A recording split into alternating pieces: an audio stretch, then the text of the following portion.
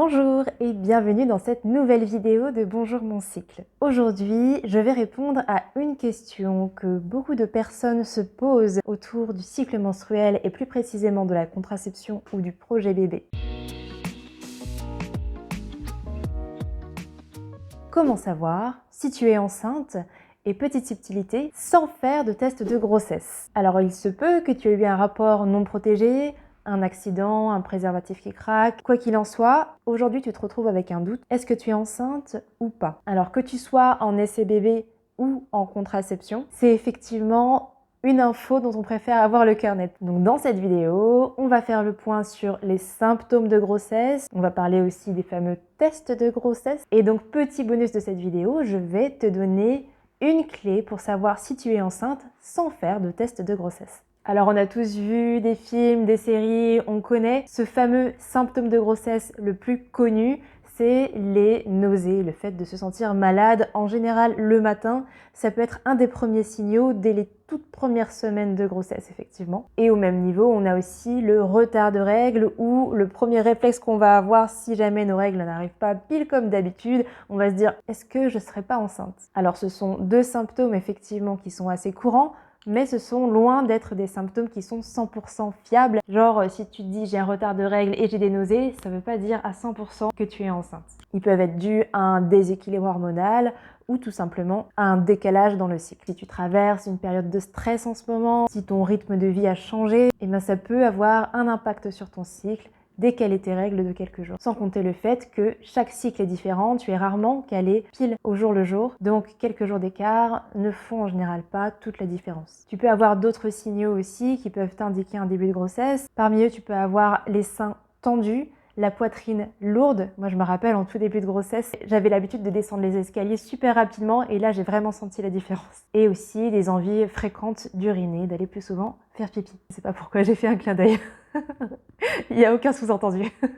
Mais encore une fois, même si tous ces symptômes sont réunis, il y a des meilleurs moyens de confirmer à 100% que tu es enceinte. Les premiers moyens, ça va être le test de grossesse et la prise de sang. Quand tu tombes enceinte, il y a une hormone en particulier qui va être principalement développée, c'est la HCG. Je t'épargne le nom complet, il n'est pas facile à prononcer. C'est une hormone qui va être détectable dans le sang et dans les urines, d'où la prise de sang et le test de grossesse sur lequel tu vas uriner. Pour le test de grossesse, c'est tout simple, tu as les indications qui sont écrites sur le mode d'emploi, donc tu peux voir en un clin d'œil si tu es enceinte ou pas. Pour la prise de sang, tu vas regarder les résultats. La grossesse est confirmée si ton taux de bêta-HCG est supérieur à 5 UI par litre. Alors, je ne sais pas du tout si je le prononce de la bonne façon, mais tu peux le voir assez facilement sur ta fiche de résultats. Et si tu as un doute, n'hésite pas à appeler le labo où tu as fait ta prise de sang pour leur demander la confirmation. Parfois, si la prise de sang elle a été réalisée trop tôt, tu peux voir un taux qui est inférieur à 5, malgré le fait que tu sois enceinte, et dans ce cas, tu peux répéter l'opération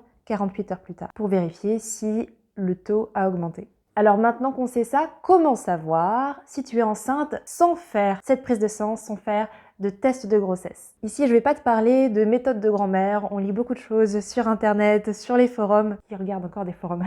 Je vais te parler d'une méthode qui est scientifiquement prouvée, puisqu'elle est basée sur le fonctionnement même de ton corps et du cycle de grossesse. C'est basé sur la symptothermie dont je t'ai déjà parlé dans des précédentes vidéos. Petit rappel, avec la symptothermie, tu peux savoir exactement où tu en es dans ton cycle menstruel en observant deux critères principaux, ta glaire cervicale et ta température. Et c'est ta température qui va être déterminante pour confirmer si tu es en début de grossesse ou non. Comment ça se passe? Eh bien, au moment de l'ovulation, quand un ovule est libéré par un de tes ovaires, ta température, elle va augmenter considérablement pour garder bien au chaud un futur potentiel embryon en cas de rencontre avec un spermatozoïde. Ce qui veut dire que si cette rencontre a effectivement lieu et qu'il y a donc une fécondation, ta température, elle va continuer de rester haute. Et si au contraire tu n'es pas enceinte, alors au bout de plusieurs jours, tu vas voir ta température qui va chuter, puis tes règles arriver de nouveau. En symptothermie, on considère que tu es enceinte à partir de la 18e température haute. Alors à quoi ça ressemble concrètement? Dans les faits, tu vas prendre ta température tous les jours, disons à partir du 6e jour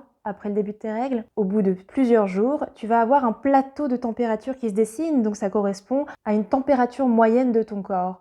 Donc disons, elle va être autour de 36,4 degrés par exemple. C'est ma température moyenne à moi en général. Puis, tu vas observer une montée franche de température accompagnée d'un changement de ta glaire cervicale. Et là, tu vas continuer de prendre ta température une fois ton ovulation passée. Et tu vas vérifier si tes températures restent hautes tous les jours. Et donc, au 18e jour de température haute, tu pourras considérer que tu es enceinte. Et donc, pas besoin de test de grossesse. Alors, je te parle de cette technique-là parce que personnellement, c'est la technique que j'ai utilisée. C'est la première fois que je tombais enceinte et je connaissais pas vraiment le protocole pour être honnête, mais je voulais voir ce qu'il en était sur mon cycle à moi. J'étais en projet bébé et je suivais très bien mon cycle depuis déjà 1 an et demi. J'ai commencé à ressentir les premiers symptômes de grossesse dès les premières semaines. Je savais très bien que mon ovulation était déjà passée.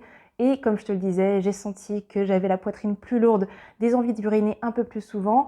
Et seulement quelques semaines plus tard, pour ma part, j'ai commencé à ressentir toutes ces odeurs beaucoup plus fortes et les fameuses nausées matinales. J'ai bien continué de prendre ma température. Je savais que ma phase prémenstruelle, donc après l'ovulation, elle durait en général moins de 10 jours pour moi. Et pour le coup là, pour la première fois depuis que je suis mes cycles, elle arrivait à 10 jours, 11 jours, 12 jours. Et je me suis dit, là, il y a quelque chose. Finalement, en arrivant au 18e jour, j'étais sûre de moi. Je suis allée voir mon médecin et mon médecin m'a dit « Est-ce que vous avez déjà fait une prise de sang ? Ok, bon, on va considérer que pour l'instant, vous n'êtes pas encore enceinte jusqu'à ce qu'on ait les résultats. » Et bingo, les résultats ont confirmé que j'étais bien enceinte quelques jours plus tard. Une remarque qui est importante. Là, je t'ai donné mon exemple à moi qui était en projet bébé. En revanche, si tu es en contraception et que tu as un doute, j'imagine bien que tu ne vas pas attendre aussi longtemps. Donc, tu peux faire ton test de grossesse directement ou la prise de sang au plus tôt. Et si jamais tu as encore un doute, n'hésite pas à la refaire 48 heures plus tard, comme je te l'expliquais, pour avoir une confirmation et prendre ta décision en fonction. Voilà, j'espère que cette vidéo t'a plu. Si tu es en projet bébé, sache que j'ai écrit une série d'articles sur mon blog pour t'aider à cibler le meilleur moment pour tomber enceinte. Si au contraire tu es en contraception, il y a également pas mal d'articles que j'ai écrits à ce sujet-là, donc je t'invite à aller voir mon blog bonjourmoncycle.com et si tu as des questions, bien sûr, n'hésite pas à me les poser en commentaire de cette vidéo ou à m'envoyer un message privé, je répondrai à toutes les questions. Et je te dis à demain pour la prochaine vidéo. Salut!